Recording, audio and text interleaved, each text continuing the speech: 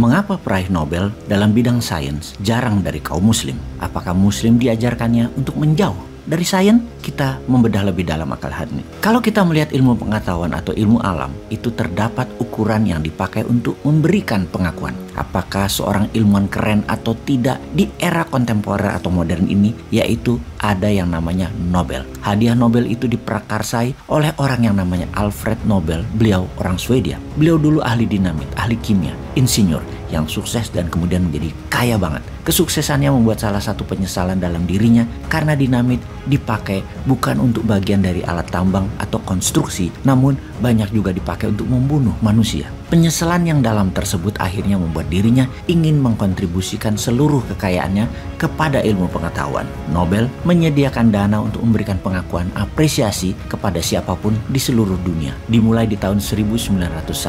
Lebih dari 100 tahun yang lalu untuk bidang fisika, kimia, matematika, biologi, ekonomi, sastra, dan perdamaian. Jika kita kupas, itu ada bidang sains, ada bidang non-sains hadiah Nobel tersebut. Dalam 121 tahun terakhir, dalam sains, penghargaan diberikan sudah 631 kali dalam bidang sains saja. Dan dari 631 itu, 66% dimenangkan oleh orang Kristen, 24% dimenangkan oleh orang Yahudi. Lalu, berapa persenkah yang dimenangkan oleh orang Islam? Yaitu hanya 0,5% dari 631 hadiah Nobel tersebut. Persisnya hanya 3 orang muslim dalam 121 tahun. Dan yang pertama kali itu dimenangkan di tahun 79 oleh seorang ilmuwan fisika yang bernama Abu Salam, orang Pakistan. Dan itu pun juga dia sharing dengan ahli fisika lainnya yang namanya Stephen Wilbert, orang Yahudi di Amerika. Yang kedua adalah orang Mesir dalam bidang kimia. Yang ketiga adalah orang Turki juga dalam kimia juga. Sahabat, Anda tahu populasi muslim di dunia berapa persen dan berapa jumlahnya? Untuk populasi dunia yang saat ini kira-kira 7,8 miliar, populasi Islam atau Muslim itu 1,8 miliar, kurang lebih 23%. Kaum Nasrani Katolik itu totalnya 2,5 miliar dari populasi dunia, kurang lebih 33%. Pertanyaan saya, mengapa orang Muslim yang merupakan 23% dari populasi dunia hanya bisa memenangkan 0,5% hadiah Nobel dalam bidang sains? Nah, kalau kita berpikir mengenai ilmuwan dalam era kontemporer, nama-nama yang muncul siapa saja? Isaac Newton di abad 17, Albert Einstein, kemudian Aristotle kira-kira 2000 tahun yang lalu Charles Darwin, Nikola Tesla, Marie Curie yang merupakan seorang perempuan Yahudi dari Polandia lalu mengungsi ke Prancis dan menang 2 Nobel. Nah, jika kita perhatikan semua itu nama-nama Eropa, tidak ada nama Timur Tengah, nama Afrika atau nama Asia. Dan yang menjadi catatan penting dalam sejarah atau mungkin sengaja tidak dimunculkan ke permukaan adalah Islam sesungguhnya pernah memiliki dan mengalami masa kejayaan.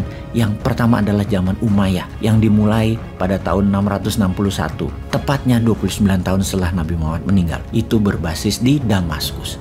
Itu diprakarsai oleh orang yang namanya Muawiyah yang menjadi awalnya seorang gubernur tapi menjadi sangat berkuasa. Bahkan ada teori mengatakan kekuasaan Muawiyah di zaman khalifah. Khalifah pertama adalah Abu Bakar, itu sangat berkuasa dan dianggap lebih berkuasa daripada kekuatan spiritual yang dipegang oleh Umar dan Utsman sebelum Ali mengambil alih. Tapi kejayaan zaman Umayyah hanya berkuasa kurang lebih 90 tahun dan diambil alih oleh teman-teman dari Persia yang menamakan dirinya Abbasid atau disebut dengan nama Abbasiyah. Abbasid atau Abbasiyah ini berkuasa selama 500 tahun dari tahun 750 sampai tahun 1258 kira-kira. Dalam 500 tahun ini ratusan ilmuwan hadir. Mungkin kita tidak menyadari bahwa 2/3 dari nama-nama bintang yang ada di galaksi kita Milky Way atau galaksi Bima Sakti itu adalah nama-nama Arab dinamakan oleh ahli astronomi yang hidup di era Abbasiyah selama 500 tahun tersebut. Lalu ada orang yang namanya Ibnu Sina. Beliau menulis karya yang namanya The Canon of Medicine yang menjadi basis untuk ilmu kedokteran untuk bukan hanya Timur Tengah dan era Islam tapi sampai abad ke-19 Eropa. Ada yang namanya Al-Biruni. Al-Biruni ahli trigonometri yang menemukan teori untuk mengukur panjang lingkar planet bumi di abad 9 dan 10 itu. Mereka sudah menemukan bahwasanya lingkar bumi itu 40.000 km. Fast forward ya ke 1000 tahun kemudian, ternyata akurasinya itu cuman off di bawah 1%. Hal tersebut ternyata sudah ditemukan 1000 tahun yang lalu oleh Al-Biruni. Ada juga yang namanya Al-Khawarizmi. Beliau adalah ahli matematika.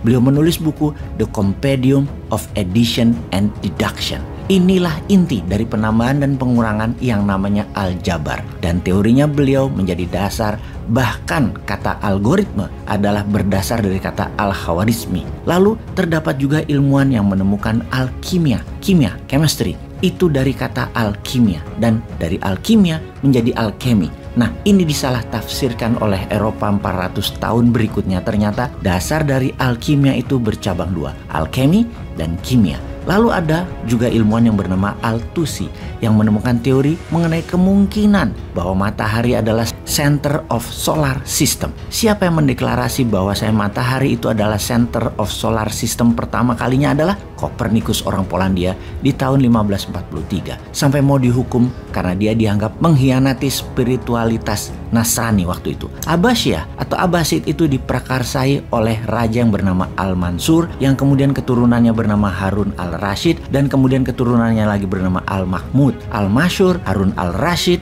Al-Mahmud mengumpulkan karya-karya yang ditempatkan di Baitul Hikmah atau di House of Wisdom. Tapi hebatnya, mereka mengumpulkan karya-karya dari seluruh dunia, dari zaman Aristoteles sampai zaman Romawi sampai Tiongkok. Dan jangan lupa di abad 89 itu juga bersamaan dengan kejayaan dinasti di Tiongkok yang bernama dinasti Tang. Dinasti Tang menemukan kertas yang digunakan untuk menulis dan akhirnya digunakan untuk memprinting uang. Ratusan ilmuwan itu muncul dalam 500 tahun, dan yang hebat, kerukunan dan keterbukaan itu sangat dikedepankan oleh para raja tersebut. Mereka mengundang orang Yahudi, orang Kristen, orang Islam, bahkan ateis. Bahkan ada pemimpin Baitul Hikmah tersebut atau di House of Wisdom tersebut adalah orang Kristen. Selama mereka mengerti substansinya Baitul Hikmah itu apa, hak itu bisa diargumentasikan bahwa di zaman Abbasiyah itu adalah zaman pertama di mana meritokrasi dikedepankan. Tidak perlu warna kulitnya apa, agamanya apa, yang penting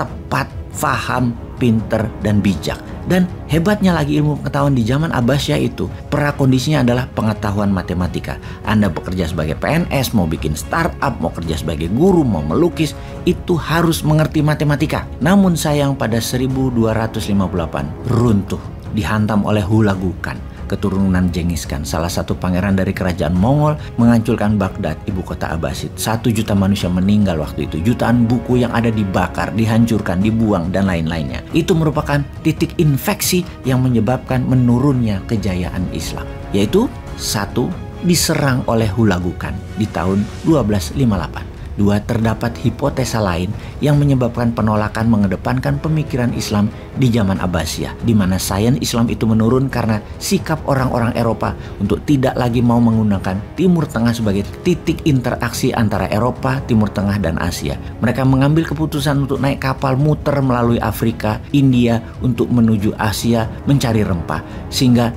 dianulir kepentingan untuk lewat Timur Tengah. Ini merupakan kemungkinan kedua bahwa kejayaan Islam itu menurun secara drastis karena hal itu. Ketiga, ditemukannya mesin cetak di Eropa di abad 15 di Jerman. Mesin cetak kertas ini menjadi game changing. Karena mesin cetak, mereka bisa memes produksikan tulisan-tulisan tersebut hingga proses belajar Eropa jauh lebih cepat daripada Asia ataupun Timur Tengah. Dan 4, ada seorang filsuf yang namanya Hamid Al-Ghazali yang mengedepankan pemikiran bahwasanya revolusi atau wahyu atau spiritual itu jauh lebih penting daripada investigasi rasional. Kalau disederhanakan, peribadatan lebih penting daripada amalan duniawi. Jadi, ini adalah 4 kemungkinan atau sebab mengapa zaman Islam itu tiba-tiba menurun. Selanjutnya, era zaman Ottoman yang dimulai 1299 dan berakhir di 1922, 700 tahunan. Kesultanan yang ada di Ottoman itu hancur setelah Perang Dunia Pertama berakhir, yaitu di tahun 1918.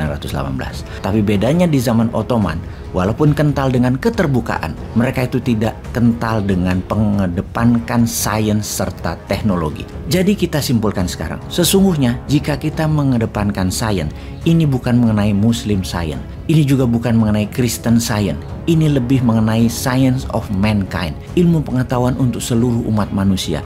Untuk itu kita harus segera membangun House of Wisdom, Baitul Hikmah yang baru, berbasis keterbukaan, kesetaraan, tidak mengkotak-kotakan manusia, dan pastinya membuka hati selapang-lapangnya. Itulah New Mind.